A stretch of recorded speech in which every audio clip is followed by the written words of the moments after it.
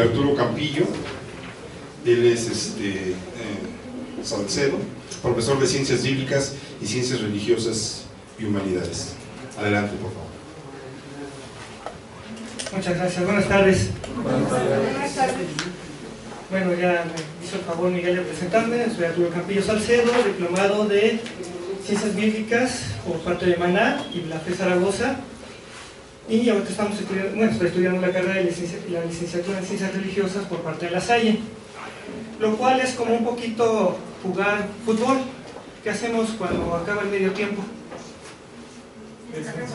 Y luego cambiamos de lado de la cancha, pero seguimos en el mismo juego y en el mismo equipo, que es lo más importante.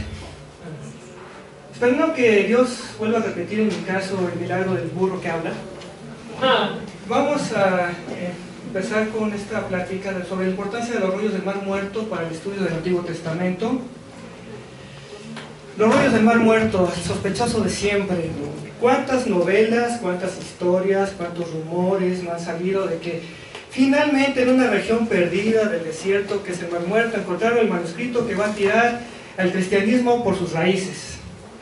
Finalmente encontramos el manuscrito que decía que Jesús estaba casado, era extraterrestre, tenía 4 ojos, o era verde, una cuestión así. Es muy difícil, incluso para los mismos investigadores, tratar de explicar la complejidad del fenómeno que se desató cuando descubrieron los rollos del Mar Muerto. Aunque nos vamos a concentrar en la parte de la crítica textual, es decir, ¿qué encontraron ahí realmente? ¿Qué encontraron ahí? Realmente no vamos a entretenernos mucho, pero hubo lo que se rumoró mucho, una cuestión de ocultamiento, etcétera. ¿Y en qué nos ayuda para entender, en nuestro caso, el Antiguo Testamento? Entonces vamos con la primera, por favor. Ya mis compañeros profesores, teólogos, ya han dado una pequeña resumen, que es la base de qué es lo que estamos hablando, o qué tenemos por crítica textual. Como bien señala el profesor Christian, crítica simplemente es la capacidad de distinguir, la capacidad de analizar.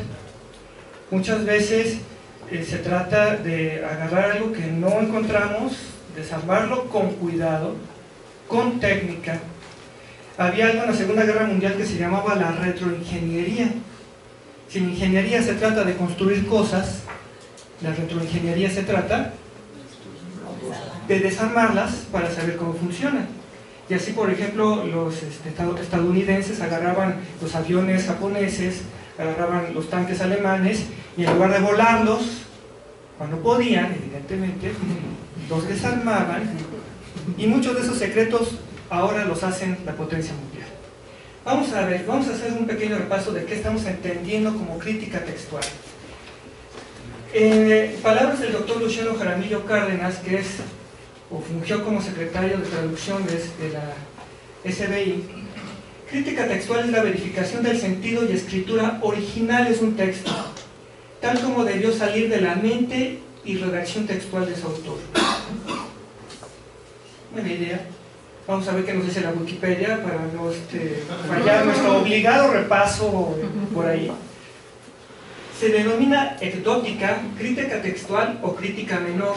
Crítica menor, ahorita lo vamos a ver, también se le conoce como baja crítica. A una rama de la filología, es esta rama que se encarga del estudio específico de los textos, cómo están escritos, en qué época, etc. Que tiene por cometido editar textos de la forma más fiel posible al original o a la voluntad del autor. Aquí ya hay un matiz. De la forma más fiel posible. En la primera estamos suponiendo que sabemos exactamente lo que escribió, o lo que estaba pensando siquiera el escritor sagrado. Es como mucha gente que aparece en alguna estación de radio: lo que el apóstol quiso decir fue esto. Wow. O es un clon mental, o tiene un poder, o un estilo que va más allá de mi entendimiento. Pero como estamos todos seres humanos, pues creo que lo más viable es saber lo más fiel, lo posible. Para ello se vale de ciencias auxiliares como la codicología, estudio de los códices, es toda una rama de cómo un papiro se convirtió en un libro. Una pista, Cuando vean fotos de escritos antiguos y resulta que está escrito por los dos lados, en algún momento ya estamos hablando de un libro. De un libro. ¿Por qué? Porque los rollos, evidentemente, no lo ibas a escribir del lado en que se iba a echar a perder, ¿verdad? Por el uso. La paleografía, el tipo de letra. El tipo de letra fue evolucionando con el paso del tiempo. Y la filología, como platicamos. ¿Okay? Vamos a una tercera opinión. Con todo lo que tengamos o pensemos acerca de los católicos, si alguien tiene un trabajo muy avanzado, de varios siglos acerca de paleografía, codicología, filología, son ellos. Dice, el objeto de la crítica textual es restaurar lo mejor que se pueda el texto original de una obra cuyo autógrafo se ha perdido. No tiene caso hacer crítica textual de un texto original que todavía conservemos.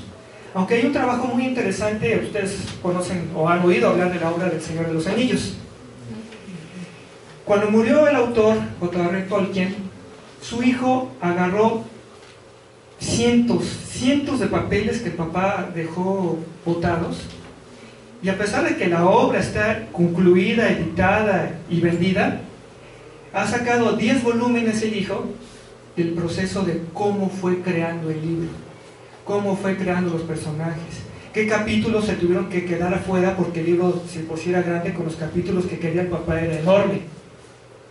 Y a pesar de que es una obra acabada, también nos da idea del proceso creativo, y aquí también aplica. Esta crítica textual difiere de la alta crítica. ¿Se acuerdan? Ahorita estamos hablando de la crítica menor o baja crítica, que se trata de, como quedamos en la crítica menor o baja crítica, se trata de restaurar lo mejor posible el texto original. Pero la alta crítica, su finalidad es investigar las fuentes de una obra literaria, su composición, su fecha, y seguir la pista de las influencias y varias transformaciones a lo largo de los tiempos. La alta crítica simplemente se concentra en describir lo mejor que se pueda el documento y sus características. La baja crítica en ver el original, en reconstruir lo original. ¿Y qué tenemos por original? Después de un debate de varias décadas, ¿qué entendemos por escrito original, sobre todo en el caso de las escrituras? A la conclusión a la que mayormente se ha llegado es que debemos entender en la cuestión de la crítica textual de la Biblia el escrito tal como llegó a sus destinatarios. No podemos hacer más, no podemos meternos en la mente del autor, no podemos ver, si no tenemos los originales, menos los borradores, menos el proceso de pensamiento, aunque hay algunas cosas que se pueden deducir, pero ¿cuál era el texto que leyeron a aquellas personas a las que iba destinado? Y eso se entiende actualmente. La siguiente, por favor. ¿Por qué es importante? Porque es importante que haya gente que tenga que aprender hebreo, griego, latín, incluso arameo. ¿Por qué meterse, naufragar? Ya no se navega, se naufraga en internet buscando los escritos más antiguos, etcétera. Y como alguien que es creyente, como ¿para qué, no? O sea, ¿qué utilidad práctica tiene? Luciano Jaramillo Cárdenas propone dos cuestiones que son muy interesantes. La primera, puesto que no poseemos los originales del texto bíblico, que se perdieron hace muchos siglos, debemos descubrirlo a través de las posteriores transmisiones del mismo en una variedad de manuscritos, leccionarios. Leccionarios son los libros que se utilizaban para dar sermones, y obviamente se hacían citas de la escritura, pero algunas de esas citas de la escritura supuestamente que son copiadas literalmente, son diferentes, y no llegamos entre ellas a los manuscritos más antiguos. Entonces se supone que el que hizo el diccionario utilizó una fuente que hasta nosotros no ha llegado, y ya es una variante. Citas, traducciones que se han ido formando a través de los siglos. Eso en cuanto a la cuestión, digamos, del razonamiento cultural, de conocimiento. La segunda, puesto que la exégesis bíblica se ocupa de extraer el significado y sentido de los textos, se impone distinguir lo que realmente nos transmitieron los autores originales de la Biblia, ya hemos hablado del matiz necesario, de lo que por una u otra razón fue incorporado por los copistas e intérpretes que nos transcribieron posteriormente ese texto. Como afortunadamente ya en las personas que me antecedieron en el uso de la palabra lo han expuesto, la escritura no es sagrada por estar escrita, es sagrada por el mensaje que lleva. Y como también lo dijo muy bien Miguel Barbán, Dios habla de una forma diferente a como nosotros nos comunicamos. Evidentemente es más limitada. Entonces, en el momento, no solamente de escribir el libro, sino en el momento de copiarlo, pasan cosas muy humanas. A nosotros nos pasa cuando quizás estábamos en la escuela y la maestra nos hizo el favor, ¿sabes qué? Repite tu cuaderno porque no entiendo nada. En el momento de copiar el cuaderno, hay algunas fallas, como por ejemplo, repetíamos la misma frase porque perdimos concentración, o un texto que tenía dos palabras parecidas, nos saltamos el renglón, o dos, o tres renglones, o empezamos con una letra muy bonita y acabamos con una letra desastrosa. Esas tres cuestiones que les estoy platicando se ven en los copistas que trabajaron la Biblia. Ayer precisamente estaba leyendo, por ejemplo, un comentario y se ve el papiro 75, que es uno de los papiros más antiguos en los que se conserva el texto de Juan. Empieza con una letra muy bonita y hacia el final del capítulo 21 es casi inleíble por el esfuerzo humano, pero el mensaje está ahí y el trabajo de uno mediante el uso de la razón, el uso de la fe y razón. Decía el profesor Cristian, es como ponerse los lentes de un color y de otro. Imagínense que un color de esa lente sea el azul y el otro el amarillo, a veces uno, a veces otro, y cuando vemos los dos al mismo tiempo, todo verde. Una diferente visión, muy diferente visión a si lo trabajamos de un lado o si lo trabajamos nada más del otro. La siguiente, por favor. Este es un ejemplo de las cosas que se suelen ver. Y aquí copié lo que había comentado del profesor Luciano acerca de lo que a veces pasa con los copistas o las copias del texto bíblico. Lo que estamos viendo aquí es una hoja del Códice Vaticano. Aquí tiene un pequeño titulito diciendo que esta es la parte final de Filipenses e inicia Hebreos. ¿Todo bien? No, ¿Por qué no? porque no es el orden que tenemos. Exacto. Eso es otra cosa de los que aparecen en los antiguos textos de la Biblia. En muchas ocasiones, conforme más antiguo, el orden de los textos cambia.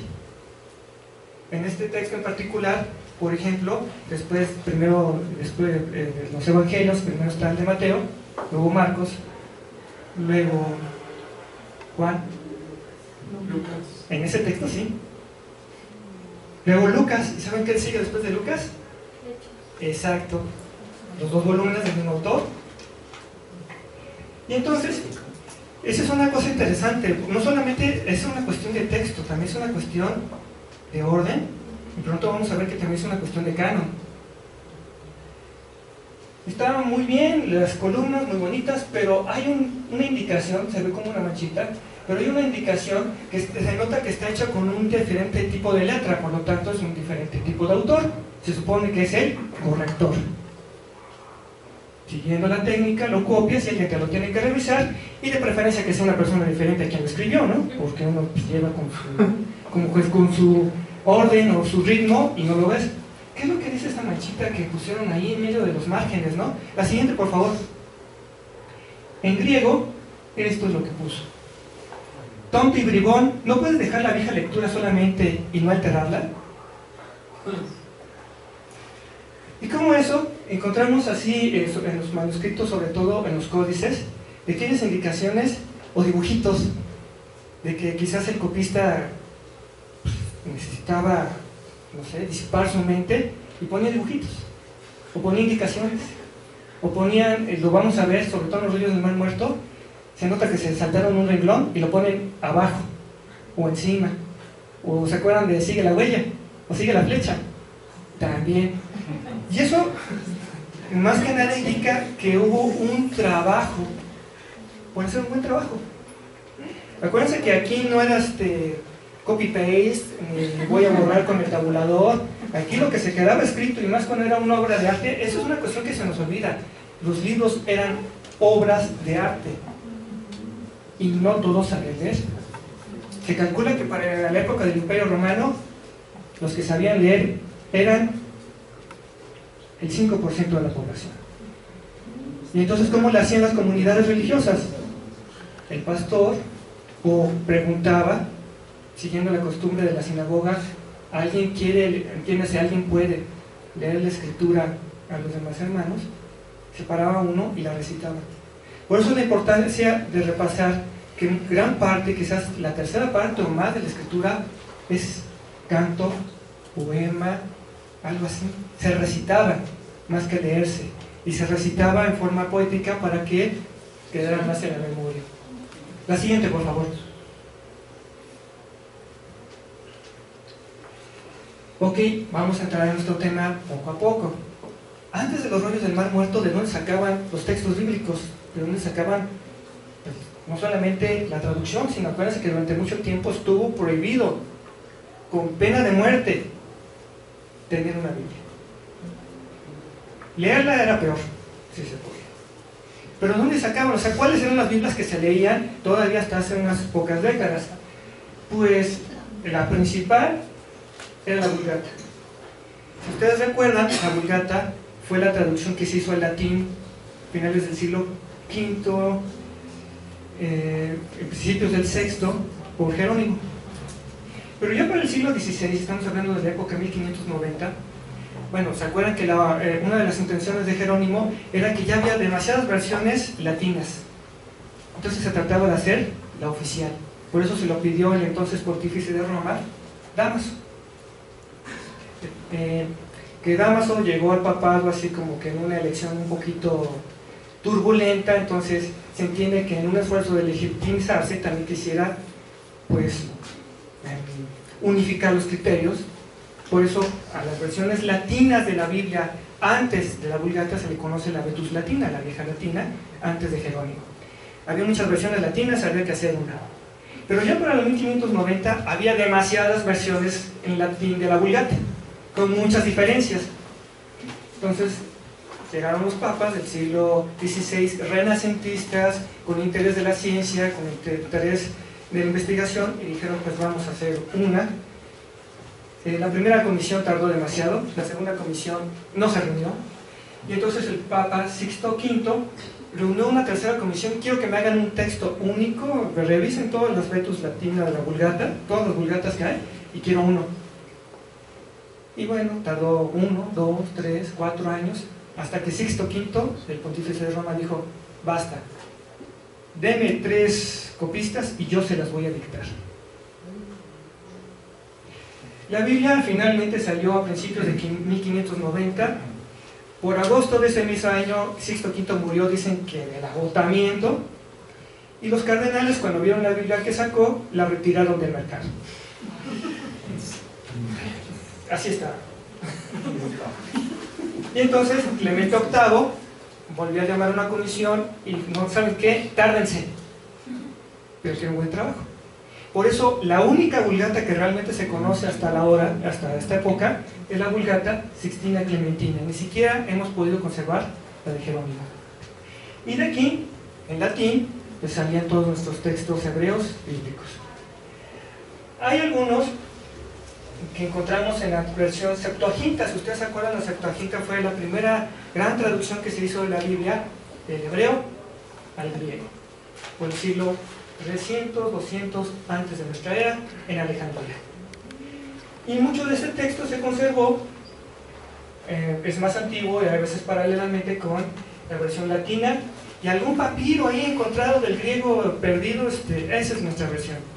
Esas eran 2 de las posibles fuentes para el texto del Antiguo Testamento durante muchas décadas. La siguiente, por favor. Y evidentemente el texto hebreo de los judíos, estamos hablando del Antiguo Testamento. Cuando, por ejemplo, en el siglo XVI ya tenía el texto hebreo, el griego y el latín, a alguien se le ocurrió, vamos a ponerlas todas juntas y vamos a compararlas. Primer ejercicio de crítica textual contemporánea. Y así tenemos textos tan maravillosos como la Políglota Complutense, mandado a hacer por el cardenal Cisneros, que fue incluso tutor de los reyes católicos, de esos, la leyenda del descubrimiento de América. Y tenemos, por ejemplo, se ve, más o menos, si alguien sabe, que este es el hebreo, el texto latino, y la versión griega que se conocía de la Septuaginta, a la altura de los mismos pasajes. Los judíos pues, hacían comentarios de su texto hebreo en arameo. Pues también los comentarios, vamos a ver qué comentan, porque lo mismo, ellos copiaban o hacían citas del texto, pero en su idioma, en arameo, y a veces encontraban diferencias, incluso entre las mismas versiones. Y la versión latina, y el comentario arameo. Ven qué súper trabajo se echó. El solo tema de la Políglota Complutense es para toda una conferencia. La siguiente, por favor. Las versiones hebreas. Hasta antes del descubrimiento de los rollos del Mar Muerto, las versiones hebreas más antiguas que se tenían eran del año 930 después de Cristo. La Alepo y la Leningrado, que es un poquito más tardía, 1008 después de Cristo. Estas versiones eran tan veneradas que a veces venían rabinos de sinagogas muy lejanas y le pedían permiso al archisinagogo de Alepo y de Leningrado para verlas, porque estos consideraban, estos son los textos fuente. Por ejemplo, ¿hace cuánto, vamos a tomar un personaje bíblico, hace cuánto, más o menos en qué época vivió Isaías? 700. Vamos a ponerle 700 antes de Cristo. Hagan de cuenta que estamos leyendo el texto que se conocía más antiguo en hebreo, Isaías. 17 siglos de distancia. Y luego con anotaciones también, de que le quitaban, le ponían, lo arreglaban, los expertos en la entonces escribas, que eran los masoretas, por eso se le conoce como texto masorético. Y así, de hecho, y para acabarla de arruinar, el Códice de Alepo fue destruido en gran parte en la famosa guerra de 1947, cuando Israel trató de marcar sus fronteras como nación. Entonces hasta prácticamente se perdió La siguiente, por favor. Vamos a ubicarnos, porque no hablamos del Mar Muerto y pensamos que es el rincón más alejado del mundo, pero no sé dónde sea eso, ¿no? Como el rancho de López Obrador, alguna cosa extraña, ¿no? Este es Israel actualmente, el territorio que ocupa Israel. Para los que ponen atención a las noticias, esta es la franja de Gaza. Y cuando se habla de territorios ocupados, no son territorios ocupados por los árabes que le quitaron a los israelitas. Son territorios que los israelitas le han quitado a los árabes, incluso contraviniendo con las resoluciones de la ONU que le dieron existencia. Para tomarlo en cuenta. Este es Israel, obviamente el río Jordán, el mar de Galilea y el Mar Muerto. Gracias. Dentro de la parte del Mar Muerto encontramos que esta es la región donde se han encontrado los rollos de Qumran, porque cuando hablamos de rollos del Mar Muerto no nada más hablamos de Qumran, también se han encontrado rollos muy antiguos en Jericó, rollos muy antiguos en Masada. Masada, si ustedes recuerdan, cuando fue la guerra final de los romanos contra la rebelión judía que destruyó a la nación durante casi 19 siglos, el último centro de resistencia fue Masada. Tenían una sinagoga y levantando una tapia del piso de la sinagoga encontraron rollos antiquísimos de la sinagoga.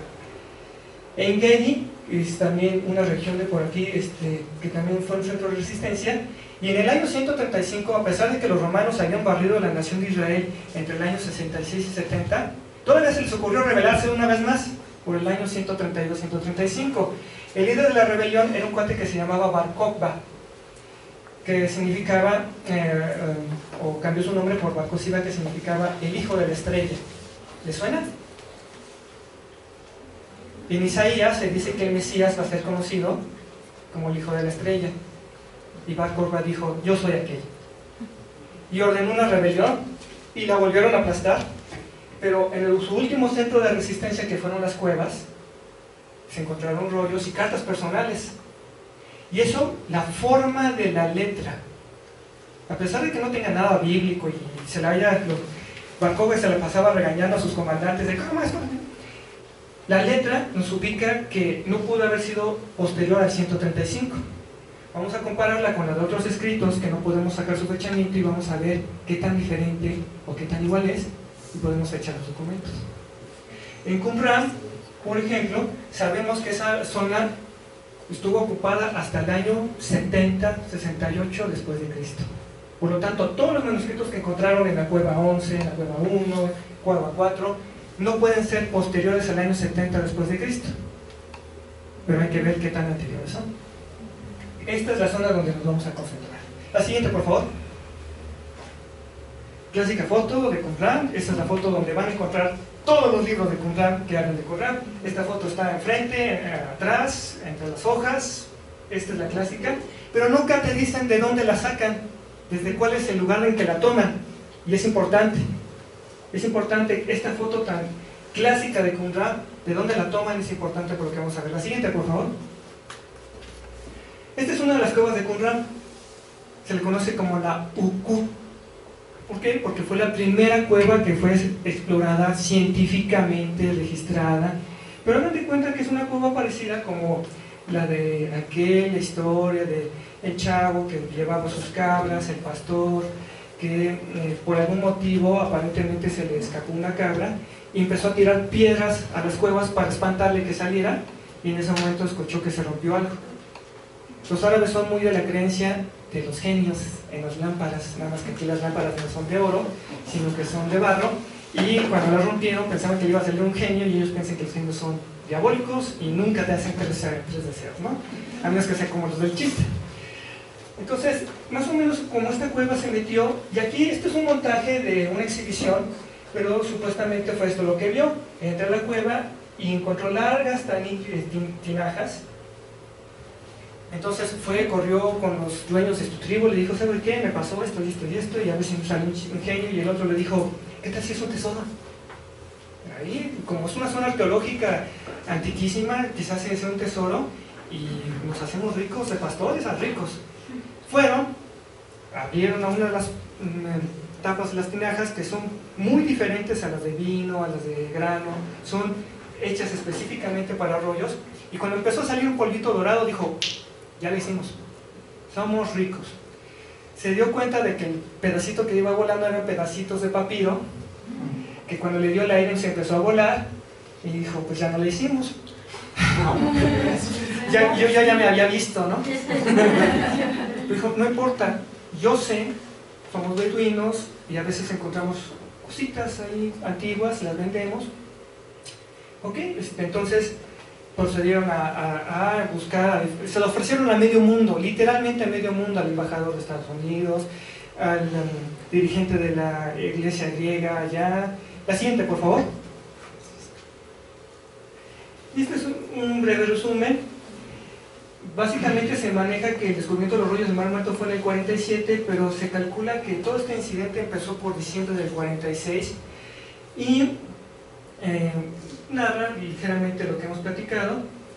Ya en el 48, cuando los especialistas que están en Tierras Santas empezaron a interesar en esto, pues empezaron a publicar comunicados oficiales. ¿Saben qué? Encontramos unos rollos, no sé qué rollo, estamos investigando.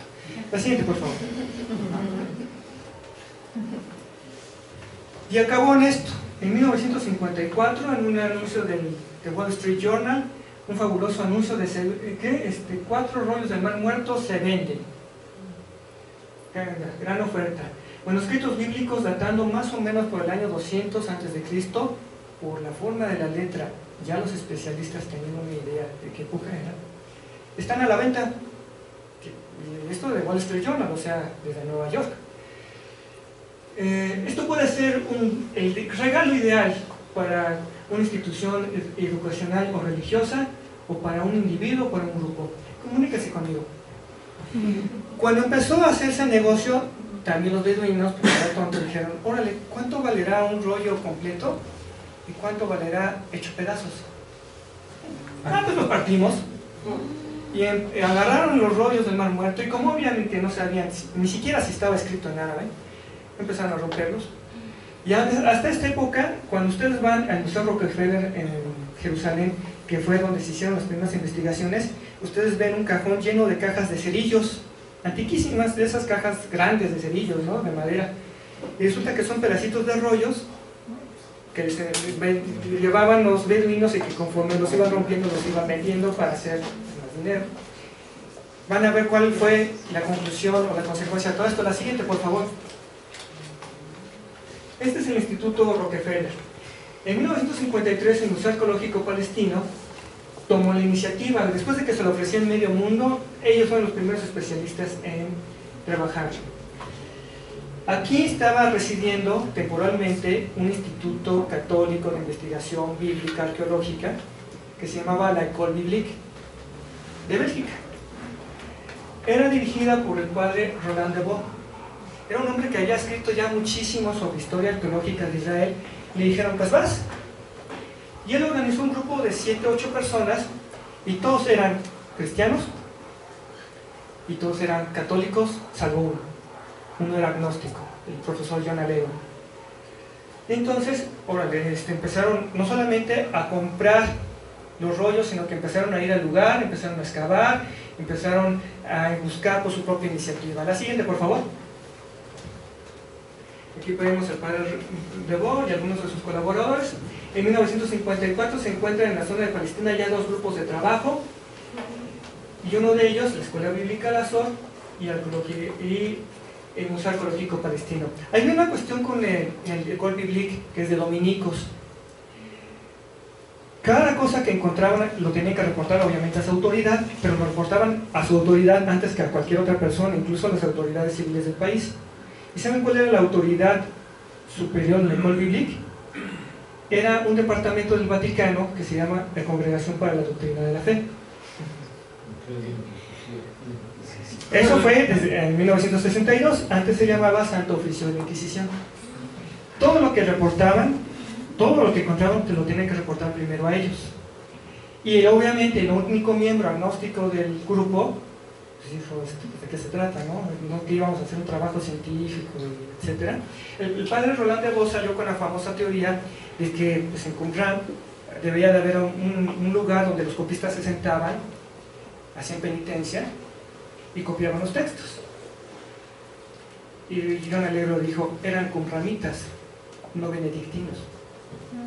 ¿Ven cómo incluso los lentes con los que vemos cierto descubrimiento pueden impactar nuestras conclusiones? La siguiente, por favor.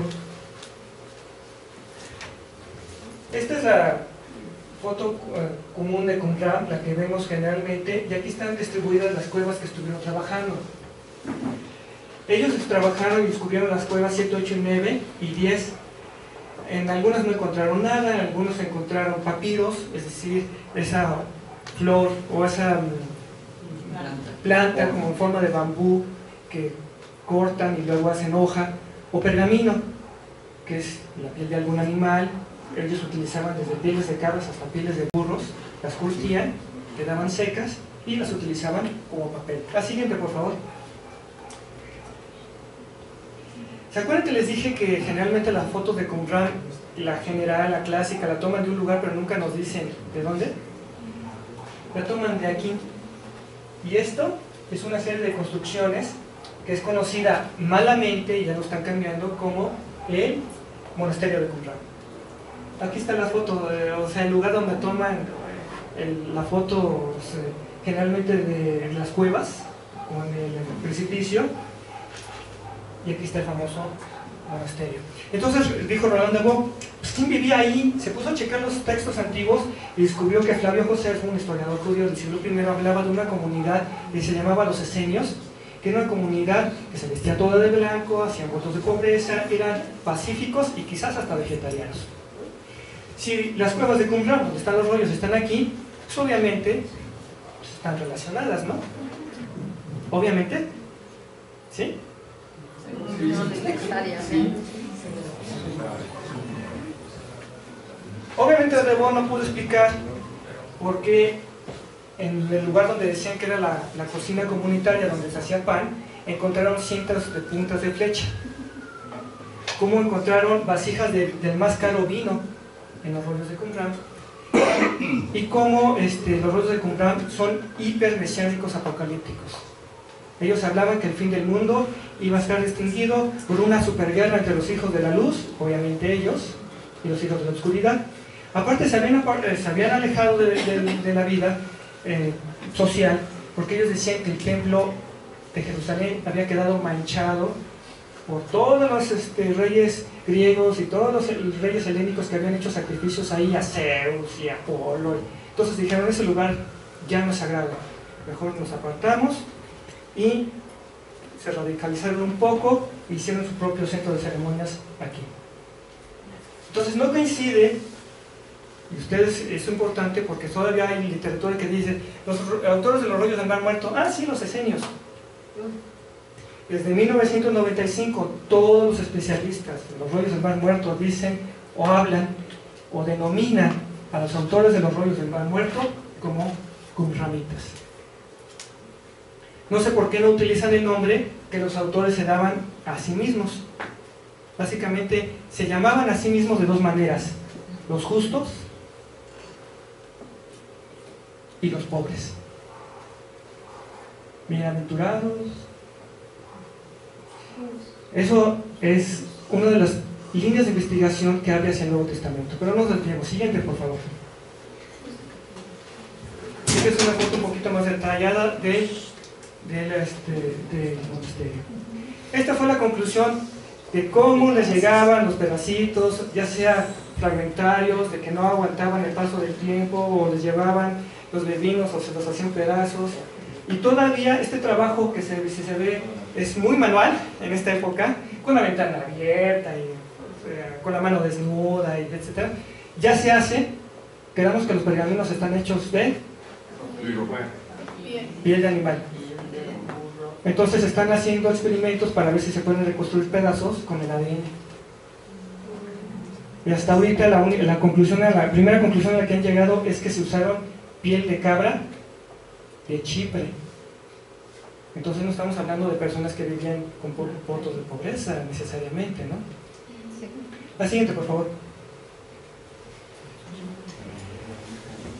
Por su contenido, entre los rollos del Mar Muerto se pueden dividir en bíblicos, o que tienen texto bíblico o hablan de cuestiones bíblicas, y los no bíblicos. Y aquí tenemos una relación por cueva, la cueva 1Q, por eso los manuscritos se llaman así.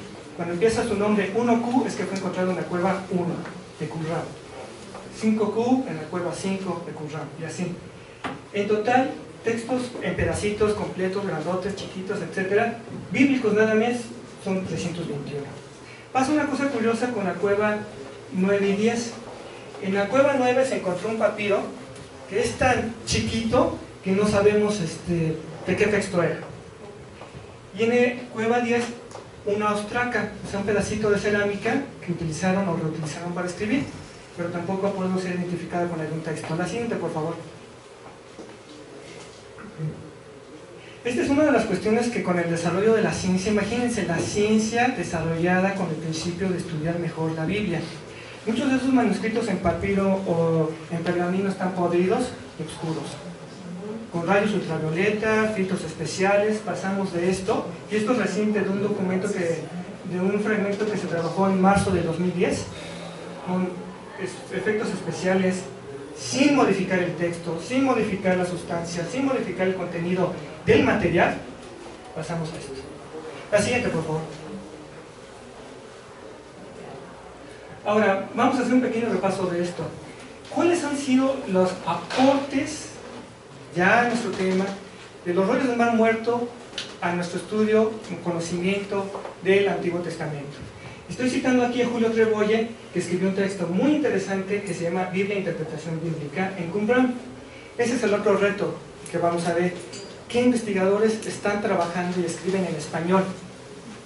Si estos temas deberían ser un aliciente para estudiar inglés o alemán, que es lo que más se trabaja, también hay autores que han escrito cosas muy interesantes en español. El primero, fiabilidad de la transmisión bíblica. ¿Qué conclusiones han llegado hasta el momento?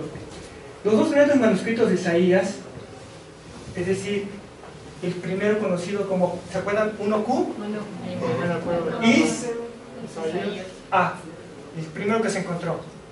Y el 1Q, un Is, B, el segundo que se encontró, nada más. Marcaron la etapa inicial de la investigación de los manuscritos bíblicos en Qumran. Ellos fueron los primeros que se trabajaron por ser los mejores conservados. Confirmaron la enorme fidelidad con la que el texto hebreo ha sido conservado durante los 1000 años que medían entre la época en la que fueron copiados los manuscritos medievales, ¿se acuerdan? 930, 1008, y los conservados hasta actualmente. El primer rollo de Isaías, el 1QSA, cuya copia fue realizada en torno a los años 125-100 antes de Cristo. Estamos hablando que ya no es una diferencia de 17 siglos, estamos ya hablando de una diferencia de 6. Y aún así, ese texto antiquísimo en gran parte coincide con nuestra copia medieval, cuya copia fue realizada en torno a los años Tatán. Muestra, como se ha dicho, una sorprendente coincidencia con el texto de la tradición masorética.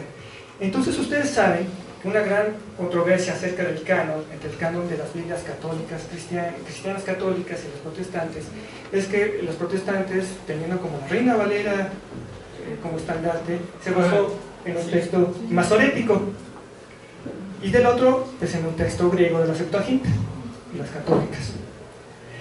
Luego vamos a hablar si le sobran, si le faltan libros, o si inventé algo, o le quité algo.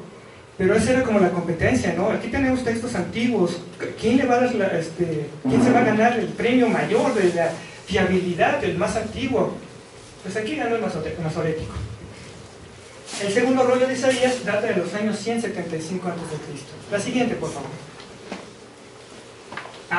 Rollo de Isaías. Esta es una foto cercana al rollo. Vemos ese tono tan característico café de los pergaminos curtidos. Podemos distinguir un poquito cómo está cosido, cómo se cosían las piezas. Y si ustedes se fijan, aquí hay un efecto de eso de corrijo siguiendo la flecha. Aquí está el texto y de pronto se va por acá. Y aquí también. Alguien, quizás el mismo autor, al revisar su trabajo, se dio cuenta del error y trató de corregirlo.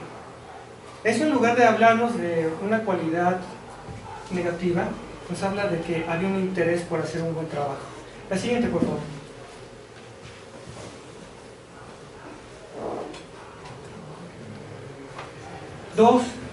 Esta es la segunda conclusión a la que llegaron: pluralidad de textos y duplicidad de ediciones. La segunda etapa y la segunda sorpresa corresponden al descubrimiento y el estilo de otros manuscritos, especialmente los libros de Samuel y Jeremías, que mostraban claras divergencias respecto al texto hebreo masorético. Una de las diferencias que se habla mucho entre las Biblias protestantes y las católicas no solamente es cuestión de canon, no solamente es cuestión si Daniel es más grande o no. Samuel y Jeremías tienen diferente orden y diferente extensión entre ambas. Y los rollos del Mar Muerto aquí le dan un puntaje a la versión griega. Muy interesante. Quiere decir que había fluidez, quiere decir que no había un texto todavía fijo, que todavía se estaba trabajando, que todavía se estaba produciendo. Quizás el mensaje había estado allí en un proto Samuel, ¿no? En un primer Samuel, pero todavía no estaba fijo. Y aquí le da como que cierto respaldo a la Septuaginta. La siguiente, por favor. Este es un estudio un poquito más detallado de cuáles son las diferencias entre el libro de Samuel y Jeremías.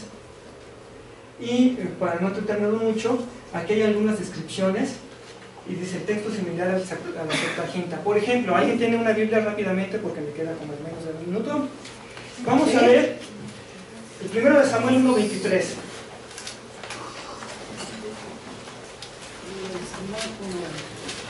Alguien que me haga favor de leerme primero Samuel 1:23. 1:23 dice así: Y Elcana, su marido, le respondió: haz lo que bien te parezca, quédate hasta que lo destetes, solamente que cumpla Jehová su palabra. Y se quedó la mujer y crió a su hijo hasta que lo destetó.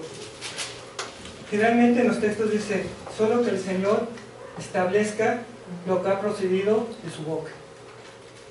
Contra lo que dice el texto masorético, solo que el Señor establezca su palabra. La diferencia entre el texto de la Septuaginta y el texto masorético es todo esto. Y los rollos del Mar Muerto le dan la razón al texto de la Septuaginta. 1-1. Siguiente, por favor. Esta es una fotografía de uno de los muchos rollos de Samuel. La siguiente, por favor. Tercera conclusión. Hay una versión que ustedes más o menos quizás sepan que los samaritanos también se cortaron, ¿no? Se cortaron del resto de la sociedad israelita y mantienen su Pentateuco. Nada más que este Pentateuco, si bien sigue en gran parte el Pentateuco judío, tiene adiciones, tiene cambios. Evidentemente algunos de esos cambios pues son para justificar su posición de que tienen su propio templo ahí en Gerizim. Pero había algunos agregados o algunos cambios que no tenían alguna explicación, pues aparte de la intencionalidad de fortalecer su posición teológica. Y resulta que los rollos del Mar Muerto, en un fragmento que se llama 4Q, Paleo, que significa antiguo Éxodo, una versión antigua del Éxodo, manuscrito M, le da la razón al Pentateuco samaritano. Salió un tercer equipo por ahí en una cancha para dos.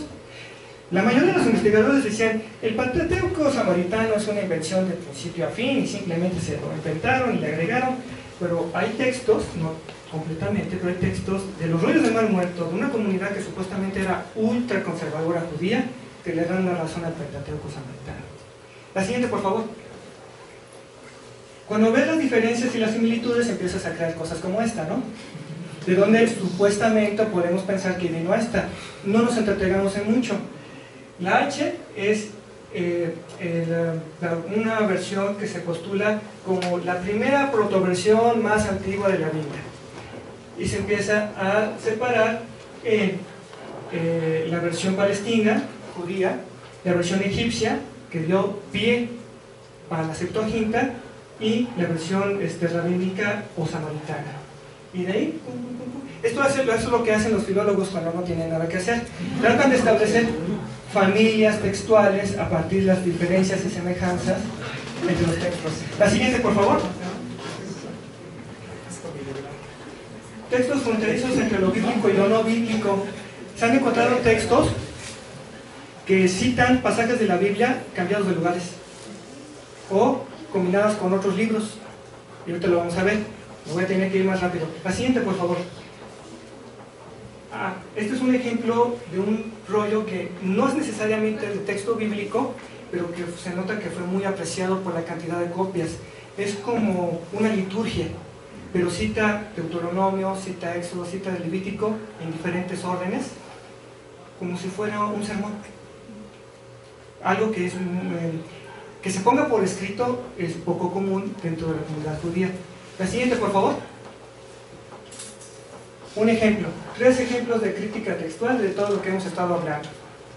El manuscrito 4Q Deus, o sea, uno de los escritos del Deuteronomio, ha venido a probar que el texto griego, o sea, el de la Septuaginta, de ese pasaje, 32:43, no es una modificación o una traducción errónea. Esa es una de las cuestiones que se le acusa a la versión católica. Como viene del griego y los griegos eran traductores, quién sabe qué le agregaron, qué le cambiaron, qué le pusieron, cómo lo interpretaron. Esta, que es una versión antiquísima del Deuteronomio, le da sustento a la versión de la Septuaginta. El texto hebreo masorético, que probablemente siga la Reina Valera, en ese pasaje tiene este texto: aclamad naciones a su pueblo, porque vengará la sangre de sus servidores, retornará la venganza contra sus adversarios. La versión Septuaginta, en el texto que dijo Trent Moram, aclamad cielos a su pueblo y postraros ante él todos los dioses, porque vengará la sangre de sus hijos, retornará la venganza contra sus adversarios. Afortunadamente, las personas que me han precedido en el uso de palabra han afirmado con razón y con fe que el mensaje salvífico está ahí, pero nuestras limitaciones como hombres, las hemos expresado de la mejor forma posible. ¿Qué mejor forma de que coincidan razón y fe que en un trabajo como este? Vamos al siguiente ejemplo.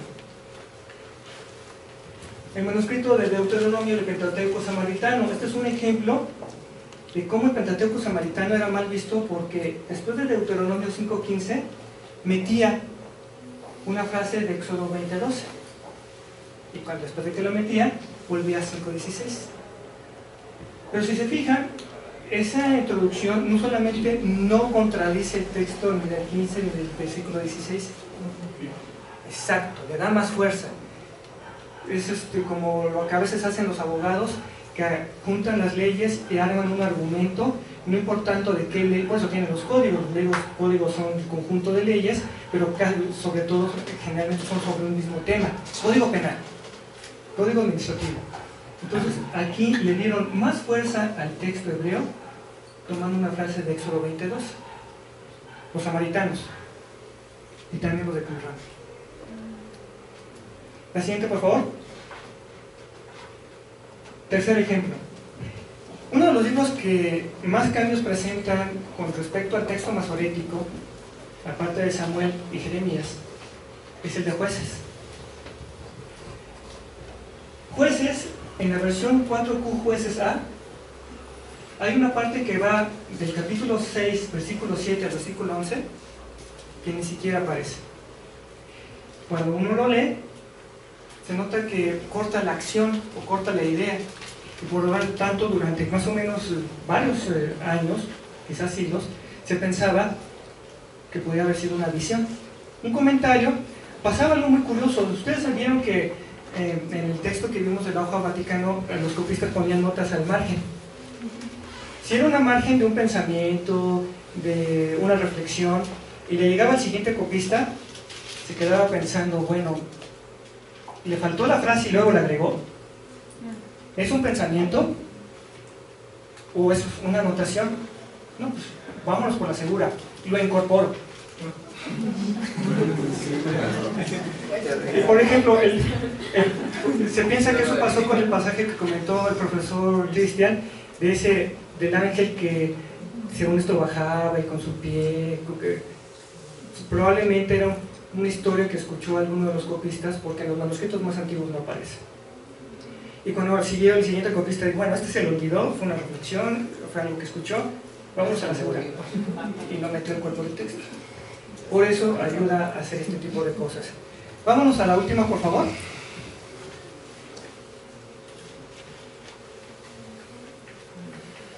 Para la gente más interesada, porque luego me dicen, dime, ¿dónde puedo sacar más información? Ah, pues sobre este tema, sí, claro. Y en español. Échale ganas, hermano. Pero bueno, tenemos la segunda generación de estudiosos del Mar Muerto, por la forma, o es una persona muy importante, Florentino García Martínez, español. Él escribió este texto editorial Trota, que es la transcripción directa, la traducción del hebreo, arameo, griego al español de todos los textos no bíblicos. Y en este libro, que lo escriben varios autores, entre ellos Julio Trebolle, ¿se acuerdan que vimos a Trebolle en los 4 puntos más importantes en que la investigación de los rollos del Mar Muerto ha cambiado el estudio del Antiguo Testamento? El texto que les presenté de los 4 puntos viene en este libro. Ahora, agradeciendo infinitamente la oportunidad que me dio el profesor Cristian de participar en esta ocasión, con el gusto de ver caras conocidas y caras nuevas, traje algo especial para ustedes. Podemos ver lo del rollo. ¿Qué es esto? Una línea café borrosa. Bueno, hace 2 o 3 años, la empresa que maneja el portal de internet Google hizo un proyecto para fotografiar con mucha resolución los rollos, 4 de los rollos más importantes del Mar Muerto: el rollo de Isaías, el rollo del templo, el rollo de Qumran, y el rollo del templo, el rollo de la guerra y el rollo de la comunidad. Sin agrandarlo, pero con gran calidad, y os lo van a ver, es el rollo 4Q ISA A. Es Isaías, el rollo más grande que se conoce. La siguiente, por favor.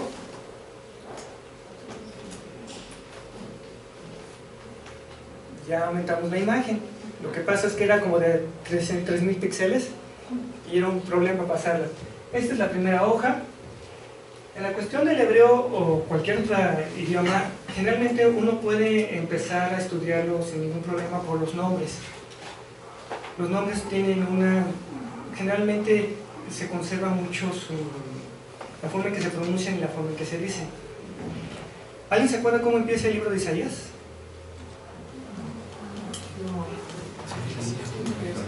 Isaías, hijo de Amós.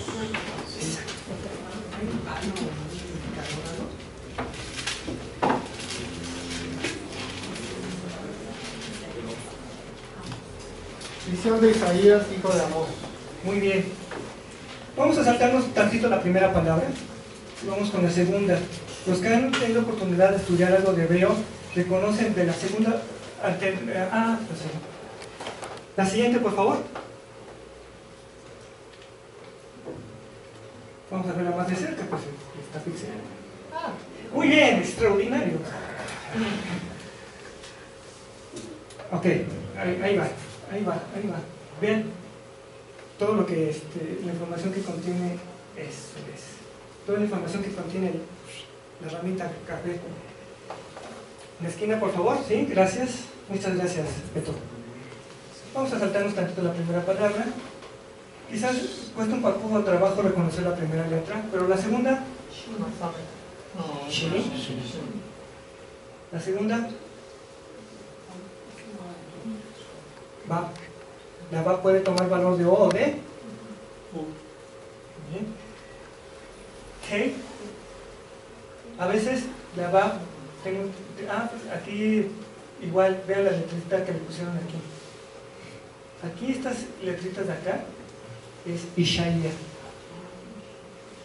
Y así, sin quererlo ni temerlo, estamos empezando a leer un famoso rollo del Mar Muerto. Y como dice el profesor, hijo de Amós. Vamos con las dos últimas. Dos últimas y nos vamos, ¿vale? Es importante estar atentos a estos temas porque continuamente salen noticias y cuando uno menos se lo imagina. Esto es de mayo 26 de 2013. Y adivinen qué dice.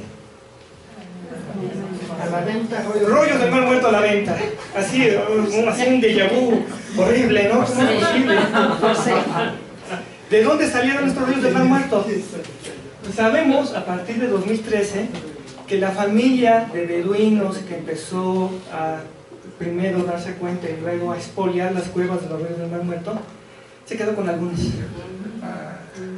y los guardó en una caja fuerte. Entonces cuando por estos días empezó a salir la noticia, empezaron los investigadores, bueno, algo pasó aquí. Y ya hicieron la investigación y resulta que después de casi 70 años de haber descubierto los rollos del Mar Muerto, la familia palestina que originalmente vendió a los estudiosos y a las instituciones, ahora está vendiendo otra vez rollos del Mar Muerto. Porque necesitan dinero, ya se les acabó el otro. Digo, en cualquier momento puede subir. Es un tema que si ustedes se fijan, hablamos de que es delicado leer libros que se hayan publicado antes de la década de los 90 porque siguen con la teoría de que esta gente pacífica escribía cosas bonitas acerca de... No, ellos escribían acerca de que el Mesías iba a llegar a hacer la guerra contra los enemigos de Israel. Y ellos entendían los enemigos de Israel como los romanos y los saduceos. Entonces también hay que leerlos. Está el rollo de los hijos de la luz contra los hijos de la oscuridad. Hijos de la luz. ¿Cuál? Si no tenían el mismo significado, por lo menos habían palabras que estaban flotando en el ambiente intertestamentario, ¿verdad? La siguiente, por favor. 13 de marzo de 2014 han encontrado más rollos del Mar Muerto. Pedacitos. Pero con el trabajo de codicología, de filología, de rayos espectrales y todo eso, puede ser que no solamente se completen rollos, sino que nos den más idea acerca del tipo de letra y todo esto.